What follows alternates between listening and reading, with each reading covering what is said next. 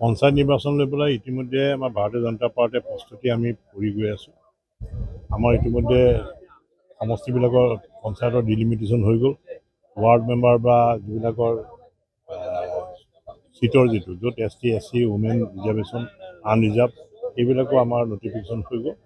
আৰু ইতিমধ্যে আমাৰ কেণ্ডিডেটবিলাক বচাৰ প্ৰক্ৰিয়াবিলাক চলি আছে। আমাৰ বুথ কমিটিবিলাকে কেণ্ডিডেটবিলাক ছিলেকশ্যন কৰিছে আৰু আমি পঞ্চায়ত নিৰ্বাচনৰ কাৰণে সম্পূৰ্ণ প্ৰস্তুতি।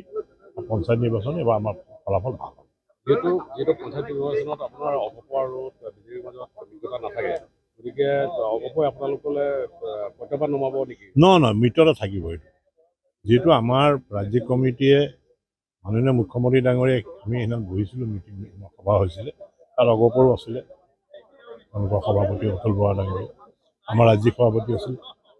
গতিকে জিলা ভিত্তিত আমাৰ মিত্ৰতা হ'ব। মিত্ৰতা আছে BJPৰ লগত, গতিকে মিত্ৰতা থাকিব। আপোনালোকৰ নিৰ্বাচনী প্ৰক্ৰিয়া কেনেকুৱা ধৰণৰ? বাছনি প্ৰক্ৰিয়া প্ৰাৰ্থী বাছনি চাওক, এতিয়া বিধায়কসকল আছে, তেওঁলোকে প্ৰাৰ্থী বাছনি কৰিব। য'ত বিধায়ক নাই, আমাৰ ডিষ্ট্ৰিক্ট কমিটি আছে, মণ্ডল কমিটি আছে, তেওঁলোকে প্ৰাৰ্থীবিলাক বাছনি কৰিব। কাৰণ ডিষ্ট্ৰিক্ট লেভেল এখন কমিটি থাকিব। গতিকে AP GP বা আপোনাৰ ৱাৰ্ড মেম্বাৰবিলাক ইয়াতে ছিলেকশ্যন হ'ব। ZPCবিলাক আমাৰ ৰাজ্যিক কমিটি। পঞ্চায়ত নিৰ্বাচন লৈ পেলাই ইতিমধ্যে আমাৰ ভাৰতীয় জনতা পাৰ্টিয়ে প্ৰস্তুতি আমি কৰি গৈ আছোঁ। আমাৰ ইতিমধ্যে সমষ্টিবিলাকৰ পঞ্চায়তৰ ডিলিমিটেশ্যন হৈ গ'ল। ৱাৰ্ড মেম্বাৰ বা যিবিলাকৰ চিটৰ যিটো য'ত ST SC women reservation unreserved এইবিলাকো আমাৰ নটিফিকেশ্যন হৈ গ'ল। আৰু ইতিমধ্যে আমাৰ কেণ্ডিডেটবিলাক বচাৰ প্ৰক্ৰিয়াবিলাক চলি আছে। আমাৰ বুথ কমিটিবিলাকে কেণ্ডিডেটবিলাক ছিলেকশ্যন কৰিছে আৰু আমি পঞ্চায়ত নিৰ্বাচনৰ কাৰণে সম্পূৰ্ণ প্ৰস্তুতি। পঞ্চায়ত নিৰ্বাচন এবাৰ আমাৰ ফলাফল ভাল হ'ব। যিহেতু পঞ্চায়ত নিৰ্বাচনত আপোনাৰ অপপয় আৰু বিজেপিৰ মাজত অভিজ্ঞতা নাথাকে, গতিকে অপপয় আপোনালোকলৈ প্ৰত্যাহ্বান নমাব নেকি? নহয় মিত্ৰতা থাকিব এইটো।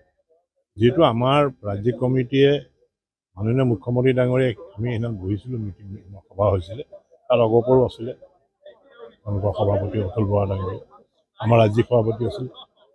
গতিকে জিলা ভিত্তিত আমাৰ মিত্ৰতা হ'ব। মিত্ৰতা আছে BJPৰ লগত, গতিকে মিত্ৰতা থাকিব। আপোনালোকৰ নিৰ্বাচনী প্ৰক্ৰিয়া কেনেকুৱা ধৰণৰ? বাছনি প্ৰক্ৰিয়া প্ৰাৰ্থী বাছনি চাওক, এতিয়া বিধায়কসকল আছে, তেওঁলোকে প্ৰাৰ্থী বাছনি কৰিব।